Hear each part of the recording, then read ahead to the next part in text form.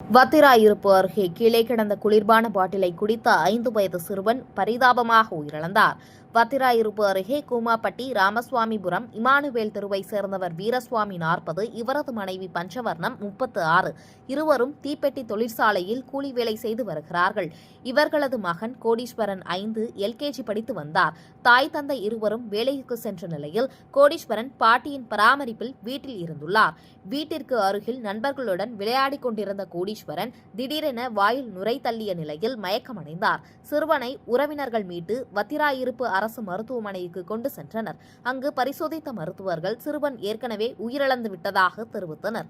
இதுகுறித்து புகாரின் பேரில் கூமாப்பட்டி போலீசார் வழக்கு பதிவு செய்து விசாரித்து வந்தனர். மேலும் போலீசார் கூறுகையில், முதற்கட்ட விசாரணையில் கோடீஸ்வரன் வீட்டு அருகே விளையாடும் போது கீழே கிடந்த குளிர்பானத்தை எடுத்து குடித்ததாக உடன் விளையாடிய சிறுவர்கள் தெரிவித்துள்ளனர். பிரேத பரிசோதனைக்கு பின்னரே இறப்பிற்கான காரணம் தெரிய வரும் என்றனர்.